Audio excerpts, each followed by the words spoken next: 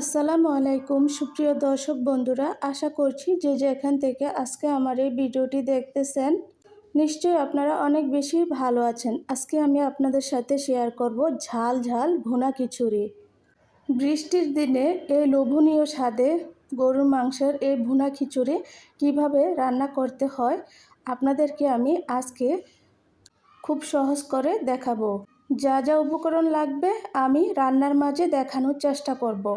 এখানে একটা ননস্টিকের পাতিল বসিয়ে দিলাম, তাতে পরিমাণ মতো সর্ষের তেল দিয়ে দিলাম। তারপর এখানে দিয়ে দিলাম প্রায় 3 কাপ পরিমাণ পেঁয়াজ কুচি। আজকে আমি 2 কেজি গরুর মাংস, তারপর হচ্ছে 1 কেজি চিনি গুঁড়া পোলার চাল দিয়ে আজকের ভুনা খিচুড়িটা রান্না করব। তো বন্ধুরা, পেঁয়াজের সাথে কিন্তু আমি এখানে 10-12টা এলাচ, তারপর হচ্ছে 2টা তেজপাতা আর 2 টুকরো দারচিনি দিয়ে দিলাম। অবশ্যই এলাচের মুখগুলো একটু ফাটিয়ে দিবেন, এতে করে সুন্দর একটা স্মেল পাবেন। তো এখন ভালো করে চুলার আঁচটা হাই ফ্লেমে রেখে নেড়ে চেড়ে পেঁয়াজগুলোকে একটু ব্রাউন কালার করে ভেজে নেব। ঘরে থাকা খুব সহজ করে সব উপকরণ দিয়ে আজকের রান্নাটা আমি আপনাদেরকে করে দেখানোর চেষ্টা করছি। তো এই পর্যায়ে এসে আমি দিয়ে দিলাম 2 টেবিল চামচ পরিমাণ রসুন বাটা, 2 টেবিল চামচ পরিমাণ আদা বাটা। বিশেষ করে ভুনা খিচুড়িতে আদা রসুন বাটাটা একটু বাড়িয়ে দিলে খেতে এর টেস্ট কিন্তু ভালো আসে। যেহেতু আমি এখানে 2 কেজি গরুর মাংস দিয়ে রান্নাটা করব, সেজন্য একটু বাড়িয়ে আমি আদা রসুনটা নিয়ে নিলাম। আপনারাও কিন্তু এই টিপস ফলো করে বাসায় অবশ্যই ট্রাই করবেন। দেখতে দেখতে কোনো না কোনো জায়গায় যদি ভালো লেগে যায় আজকের ভিডিওটি, তাহলে ছোট্ট করে একটি লাইক দিয়ে দিবেন। আপনাদের একটি লাইকই কিন্তু আমার ভিডিওটি অন্যজনের কাছে পৌঁছে যেতে সাহায্য করবে। তো বন্ধুরা, মশলাটা কিন্তু ভালো করে কষানো হয়ে গেছে। এ পর্যায়ে আমি এসে দিয়ে দিলাম 2 টেবিল চামচ পরিমাণ হলুদের গুঁড়া, তারপর এখানে দিয়ে দেব 2 টেবিল চামচ পরিমাণ মরিচের গুঁড়া। মরিচের গুঁড়োটা আমি একটু বেশি ব্যবহার করছি, কারণ খিচুড়িটা একটু ঝাল ঝাল না হলে ভালো লাগে না খেতে। যেহেতু গরু মাংস দিয়ে রান্না করব, সেজন্য একটু ঝাল করে রান্নাটা করব। এ পর্যায়ে এসে দিয়ে দিলাম আমি স্বাদ মতো লবণ। লবণটা আপনাদের স্বাদ অনুযায়ী ব্যবহার করবেন। এখন সব মশলা একসাথে নেড়ে চেড়ে কিন্তু আমি কিছুক্ষণ এটাকে কষিয়ে নেব। কষানো হয়ে গেছে সুন্দর মতো, উপরেও তেল ভেসে উঠেছে। এখন এই পর্যায়ে দিয়ে দেব 1.5 টেবিল চামচ পরিমাণ জিরা ধনিয়ার গুঁড়া, তারপর দিয়ে দেব 1 টেবিল চামচ পরিমাণ গোলমরিচের গুঁড়া, সব শেষে দিয়ে দেব 1 টেবিল চামচ পরিমাণ গরম মশলার গুঁড়া দিয়ে এখন ভালো করে নেড়েচেড়ে আমি এটাকে কিছুক্ষণ কষিয়ে নেব। এই মশলাটাকে যত বেশি ভালো করে সময় নিয়ে কষানো যায়, তত বেশি কিন্তু খিচুড়ির টেস্টটা ভালো আসে।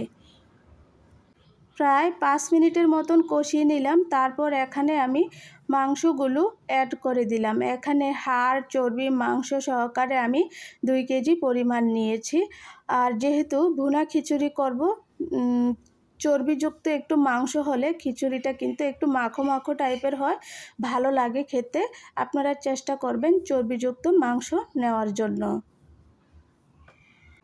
এখন মশলার সাথে ভালো করে নেড়েচেড়ে কষিয়ে নেব প্রায় 10 মিনিটের মতন। দেখুন, মাংসের গা থেকে কিন্তু একটু একটু করে পানি ছেড়ে দেওয়া শুরু হয়েছে। আমি আলাদাভাবে কোনো ঝোলের পানি অ্যাড করব না।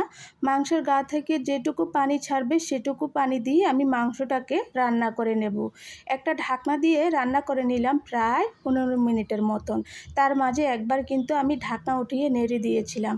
এখন আবার ঢাকনাটা উঠিয়ে ভালো করে আরেকটু নিচ থেকে উল্টে পাল্টে নেড়ে দেব। আপনাদের হাতে যদি সময় কম থাকে তাহলে কিন্তু এখানে 1 টেবিল চামচ পরিমাণ পেঁপে বাটা ইউজ করতে পারেন। এতে করে মাংসটা কিন্তু তাড়াতাড়ি সিদ্ধ হয়ে যাবে।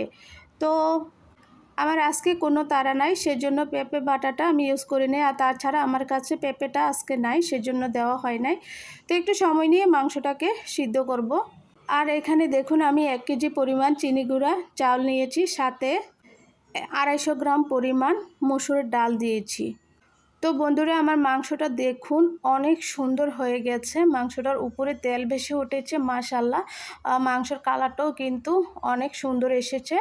মাংসটাও অনেক সুন্দর করে সিদ্ধ হয়ে গিয়েছে।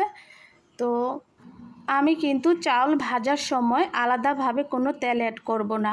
আর মাংস থেকে যে পরিমাণে তেল উঠেছে সেই তেলটা কিন্তু আমি উঠিয়ে পাতিলে দিয়ে দিলাম, যেই পাতিলে আমি খিচুড়িটা রান্না করব। তো তেলটা দেওয়ার পর এখানে আমি কিছু পেঁয়াজ কুচি দিয়ে দিলাম, দিয়ে এখন ভালো করে নেড়েচেড়ে পেঁয়াজটাকে ভেজে নেব।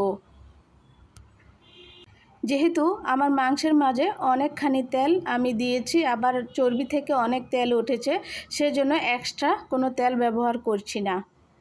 যে যেখানে কাছে দূরে দেশে বিদেশ থেকে আজকের আমার এই ভিডিওটি দেখতেছেন, অবশ্যই সম্পূর্ণ ভিডিওটি কন্টিনিউ করবেন। আর যদি একটু বেশি ভালো লেগে থাকে তাহলে আমার চ্যানেলটিকে সাবস্ক্রাইব করে রাখতে পারেন। এতে করে আমি নতুন কোনো রেসিপি ছাড়া মাত্রই আপনাদের মোবাইলে নোটিফিকেশন চলে যাবে। বন্ধুরা, পেঁয়াজটা কিন্তু ভাজা হয়ে গেল। এখন এই পর্যায়ে এসে আমি চাল আর ডাল দিয়ে দিলাম, দিয়ে এখন ভালো করে নেড়ে চেড়ে আমি এটাকে প্রায় 5-6 মিনিটের মতো ভেজে নেব। তো ভেজে নিলাম 5-6 মিনিট। তারপর এখন অ্যাড করে দেব এখানে আগে থেকে রান্না করে রাখা মাংস। সবগুলো মাংস আমি দিয়ে দিলাম, দিয়ে এখন ভালো করে চালের সাথে মিশিয়ে নেড়ে চেড়ে কিছুক্ষণ ভেজে নেব। বাহির থেকে অনেক আওয়াজ আসতেছে যখন আমি ভয়েস দিচ্ছিলাম। বন্ধুরা, আমি যখন ভয়েস দিচ্ছিলাম তখন কিন্তু আমাদের বাসার পাশে আরেকটি বাড়ির কাজ চলছে, ওখান থেকে অনেক রকমের আওয়াজ আসছে। আপনারা এটাকে স্কিপ করবেন, কিছু মনে করবেন না। এখন নেড়ে চেড়ে কিন্তু ভাজা শেষ হয়ে গেছে। এ পর্যায়ে আমি কিন্তু গরম পানি অ্যাড করে দিচ্ছি। আমি চাল যে পরিমাণ দিয়েছি তার দ্বিগুণ পরিমাণ পানি ব্যবহার করব এখানে। ফুটন্ত গরম পানি কিন্তু দিতে হবে। আমার এই tips step by step follow করে যদি আপনারা বাসায় রান্না করেন, অবশ্যই আপনি হবেন বাসার সেরা রাঁধুনি। এখন আমি দিয়ে দিলাম প্রায় 10-12টার মতো কাঁচামরিচ। কাঁচামরিচের মুখগুলো একটু ফাটিয়ে দিয়েছি, এতে করে সুন্দর একটা ফ্লেভার আসবে।